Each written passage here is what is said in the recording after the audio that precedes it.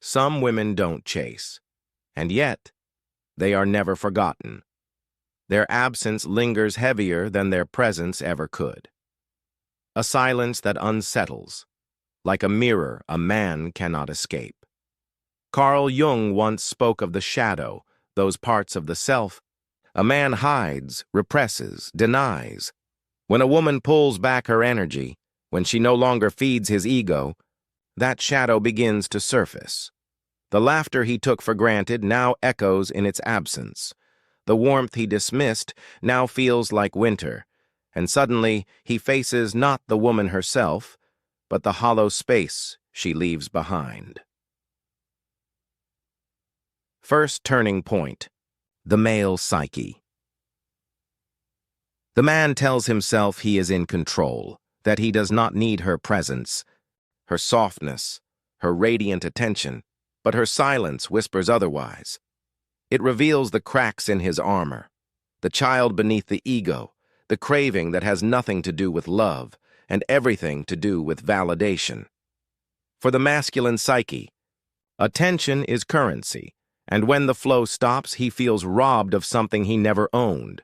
This is projection, his desire disguised as need, his control disguised as love.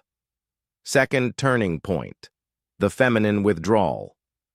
But she does not retreat as punishment. She withdraws because her soul recognizes the imbalance. She knows her energy is not a debt to be collected, but a gift to be honored. This is not the silence of weakness, but of reclamation, a silence that says, "My worth is not defined by your recognition." In Jungian terms, she is meeting her own anima, her inner feminine essence, not through the reflection of his gaze, but through the mirror of her solitude. What he interprets as abandonment is in truth individuation, the sacred act of becoming whole without another's permission. Third turning point, the unconscious conflict. He grows restless. He dreams of her without meaning to. He remembers the way her eyes held him like scripture, the way her presence dissolved his chaos without a word. And now, without her, he feels his own chaos return. This is the shadow's revenge, forcing him to see the dependency he denied. Her silence becomes louder than any words could be. It presses against his ego. A quiet reminder that desire is never ownership, that what he wants most is not her body nor her attention, but the reflection of himself he saw in her gaze.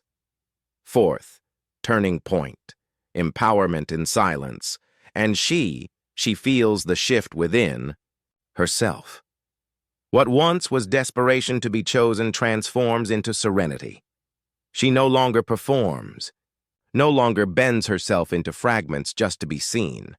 She has discovered the stoic truth, that control is not found in holding tighter, but in letting go with grace. Trauma once told her that silence meant invisibility, but wisdom now teaches her that silence can be power, a fortress that protects her heart, a mirror that exposes his illusions.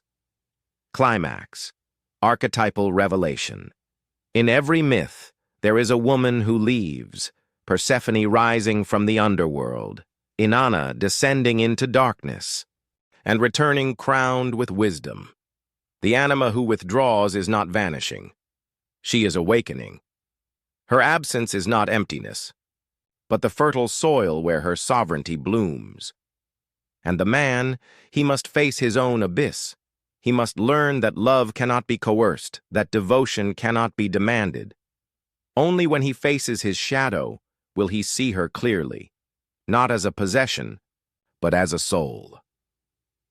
Closing liberation line. The woman who walks away in silence isn't weak. She simply sees more, and in the quiet power of her withdrawal, she becomes unforgettable.